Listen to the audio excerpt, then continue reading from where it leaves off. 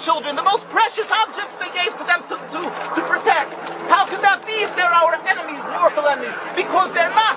It's not a religious conflict. That's a Zionist ploy of accusing everybody of being anti-Semitic. You want peace? You want to have a conference here of peace? Step back and look and read the facts. Not the facts that's been misconstrued by the Zionist propaganda. The facts that are realities. The facts on the ground. How we've been living for hundreds of years in Yemen, in Morocco, in Tunisia, in Palestine, in Egypt. What Arab land have not Jewish people been living together with Muslims without any human rights groups? Tell me what land the Jews did not live in harmony with the Muslims. In Iran, we have over 25,000 Jews there, thank God. Why? Because this is not a religious conflict. It's purely because of a political movement, a relatively new movement, which is antithetical, contradictory to the Jewish religion of thousands of years. Judaism is spirituality, a religion of compassion to emulate God.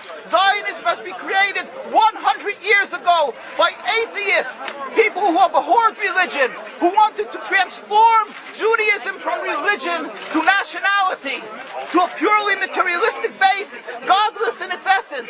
That is not Judaism, and they have no right to use the name of Israel. They've usurped our name, they've stolen our symbols, and they've stolen our identity.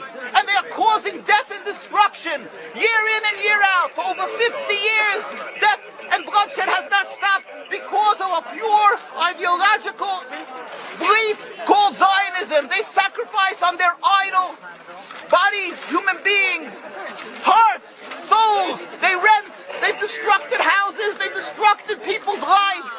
What can we do about this? Let's step back and think. There is a solution with God's help. If we would put away the politics, then we could know that we've been living and coexisting together. We most profusely apologize to the Muslims, to the Arabs, what has been done to them. And then we can return, they make restitution for what has been done to them. And then we will be able to live in harmony. Not an Israeli state, a one Palestinian state. One state as we have been living for hundreds of years. There will be peace. And you will see that this 50 years has been a nightmare, a mirage, and nothing to do. Pure fear-mongering, that's what Zionism does. It's panic, going into a theater and yelling, fire, fire, that's what Zionists do. We've been living with the Muslims. We've been living, yes, Ahmadinejad keeps on stating that he does not want to harm the Jews, but the Zionists keep on antagonizing them. Of course you don't, because you have an agenda. You want to further Zionism. You want enemies. You want enemies in order to be able to say you're protecting the Jews. We don't want enemies. We want to live in peace.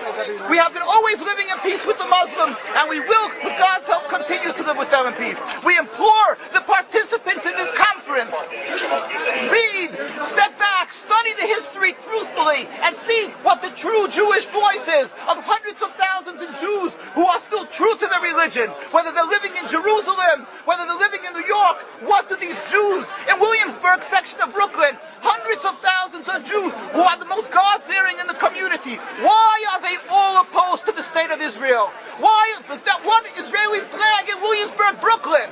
These are the most God-fearing religious Jews. Why don't they fly an Israeli flag? They have hospital help. They have solo ambulatories and everything free of charge to help people. The most greatest charitable organizations. Why these compassionate people don't support the state of Israel? They don't go to Israel. Why not? Because they don't like Israel. Why not? Because they're self-hating Jews?